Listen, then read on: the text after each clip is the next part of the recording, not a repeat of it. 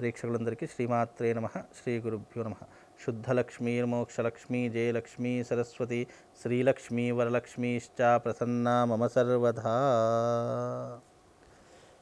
ప్రపంచంలో ప్రతి ఒక్కరికి కావలసింది లక్ష్మీ కటాక్షము. ఈ లక్ష్మీ కటాక్షం అనేటటువంటిది ఎలా ఉంటుందంటే, మనిషి యొక్క కర్మను బట్టి ఆ లక్ష్మీదేవి ఎవరెవరికి ఎంతనైతే ఇవ్వాలో అంత ఇచ్చేస్తూ ఉంటుంది. కానీ దానికి పైబడి ఇంకా కావాలి అని అనుకున్నటువంటి వారికి ఆకస్మిక ధనలాభము అనేటటువంటి విధానంలో వెళ్ళేసరికి అదేమవుతుందంటే, మన జీవితంలో లక్ష్మీ కటాక్షాన్ని పొందడానికి మనం ఎన్నో రకాలైనటువంటి విధానాలు పాటించాల్సి ఉంటుంది. లక్ష్మీ కటాక్షం అందరికీ దొరుకుతుంది, కానీ దాన్ని ఏ రకంగా వినియోగించుకోవాలి, ఏ రకంగా దాన్ని సంపాదించుకోవాలి అని తెలిస్తే ఇంకా అంతకు మించి సులువైనటువంటి మార్గం ఇంకోటి లేదు. జీవితంలో మీరు ప్రతిరోజు ధనవంతులుగా ఉండాలనుకున్నా, ప్రతిరోజు మీరు ఐశ్వర్యవంతులుగా బ్రతకాలనుకున్నా లక్ష్మీదేవి రావడానికి కొన్ని ప్రత్యేకమైనటువంటి సూచనలు ఉంటూ ఉంటాయి. ఇలాంటి సూచనలు అంటే, ప్రతి శుక్రవారం రోజున మీ ఇంటికి మామిడి తోరణాలు పెట్టండి. మామిడి తోరణాలు పెట్టిన తర్వాత సాయంకాలం ప్రదోష వేళలో మీ ఇంటి దగ్గర గడప ఉంటుంది కదా, ఆ గడపకు ఇరువైపులా గడపను కడిగేసేసి చక్కగా పసుపుతో ముగ్గులు వేసేసి చక్కగా ఇరువైపులా 2 నేతి దీపాలు వెలిగించండి. ఆ తర్వాత ఆ నేతి దీపాల దగ్గర పువ్వులతో అలంకరణ చేయండి. ఆ తర్వాత ఆ యొక్క దీపాలు వెలిగించి లక్ష్మీదేవి రావడానికి సూచికగా అమ్మవారి యొక్క స్తోత్రాన్ని, కనకధారా స్తోత్రాన్ని మీ ఇంట్లో సాయంకాలం ప్రదోషకాలంలో ఆ యొక్క కనకధారా స్తోత్రాన్ని పఠనం చేసుకోండి. దీని ద్వారా ఏమవుతుంది అంటే, అమ్మవారి యొక్క లక్ష్మీ కటాక్షం కలగడానికి ప్రతీకగా నిలుస్తుంది. అలాగే అమ్మవారు మీ ఇంటికి రావాలి అని అనుకుంటే గనక ఇల్లు ఎప్పుడూ కూడా శుభ్రంగా నీట్గా ఉంచుకోవాలి, అద్దంలా పెట్టుకోవాలి. అలాగే ఇంట్లో పక్కబట్టల మీద భోజనం చేయడం కానీ, ఇంట్లో బెడ్ మీద కూర్చుండి మనం అనేక కార్యకలాపాలు చేయడం కానీ, ఇలాంటివి చేసినా కూడా మన ఇంట్లో దారిద్ర్యం సంభవిస్తూ ఉంటాయి. అలాగే ఇంట్లో పగిలినటువంటి అద్దాలు కానివ్వండి, పగిలినటువంటి దేవతామూర్తులు కానివ్వండి, చినిగిపోయినటువంటి దేవతా పోస్టర్లు కానివ్వండి మన ఇంట్లో అస్సలు ఉంచుకోకూడదు. అలాంటి ఉన్నప్పుడు అవి తీసేసి బయట పారవేయాలి. లేదు అనంటే మనకి ఇంట్లో అలక్ష్మీదేవి తాండవం చేస్తూ ఉంటుంది. ఇవన్నీ కూడా తెలుసుకోవాలి. ఏవి కూడదు అని తెలుసుకుంటే ఏవి ఉంచాలో మనకు తెలుస్తుంది.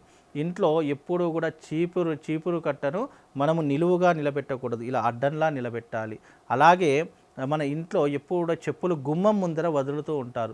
చెప్పులు ఎప్పుడు కూడా గుమ్మం ముందర వదలకూడదు. చెప్పులు ఒక భాగంలో, ఒక పక్కన రైట్ కానీ లెఫ్ట్ కానీ దూరంలో, గుమ్మానికి దూరంగా వదిలిపెట్టేటటువంటి ప్రయత్నం చేయాలి. ఈ మధ్యకాలంలో చాలామంది స్టైల్ అని చెప్పేసి, గొప్పవాళ్ళమని చెప్పేసి ఇంట్లో చెప్పులు వేసుకొని చాలామంది తిరుగుతూ ఉంటున్నారు. అలా చెప్పులు వేసుకొని ఎప్పుడు కూడా ఇంట్లో తిరగకూడదు. ఎంత ఖరీదైన చెప్పులైనా కానీ కాళ్ళకే వేసుకుంటాం తప్ప తలపైన పెట్టుకోం కదా. ఇల్లు అంటే లక్ష్మీప్రదమైనటువంటిది అని సూచిక. లక్ష్మీప్రదం అంటే అర్థం ఏంటి? ఎప్పుడూ కూడా మన ఇంట్లో ఆనందము, సంతోషము, లక్ష్మీ కటాక్షము, సిరి సంపదలు కొలువై ఉండేటటువంటి క్షేత్రము. మనము మామూలుగా ఏ చిన్న దేవాలయానికి వెళ్ళినా ఎంత ఖరీదైన చెప్పులైనా మనం బయట వదిలేస్తాం. ఎందుకు? అది దేవాలయం కాబట్టి. మన ఇల్లు కూడా దేవాలయంతో సమానంగా చూసుకుంటేనే మనకి ఇంట్లో లక్ష్మీ కటాక్షం అనేటటువంటిది కలుగుతుంది. కాబట్టి లక్ష్మీ కటాక్షం అనేటటువంటిది సంపాదించుకోవడానికి మనము నియమనిష్టలతో ఉండాలి. కొన్ని పద్ధతులు తప్పకుండా పాటించి తీరాలి. అలా చేస్తే లక్ష్మీదేవి స్థిరంగా మన ఇంట్లో ఉంటుంది. అలాగే ప్రతి శుక్రవారం రోజున సాంబ్రాణి ధూపాన్ని ఇంట్లో తప్పకుండా వేయాలి. అలా వేయడం ద్వారా కూడా నెగిటివ్ ఎనర్జీ దూరమైపోయి పాజిటివ్ ఎనర్జీ అనేటటువంటి ఇంటిలోకి ప్రవేశిస్తూ ఉంటుంది. దాని ద్వారా కూడా లక్ష్మీ కటాక్షం కలుగుతుంది. అలాగే ప్రతినిత్యము అమ్మవారి యొక్క స్వరూపంగా ఇంట్లో దీపాలు వెలిగించాలి. ఉదయకాలము, సాయంకాలము ప్రత్యేకమైనటువంటి దీపాలు వెలిగించాలి. ఇల్లు ఎప్పుడూ కూడా శుభ్రపరచుకోవాలి. ఎప్పుడూ కూడా మనం భోజనం చేసేటటువంటి విధానంలో మనము బెడ్ మీద కానివ్వండి, లేదా పరుపుల మీద కానివ్వండి కూర్చుని అస్సలు భోజనం చేయకూడదు.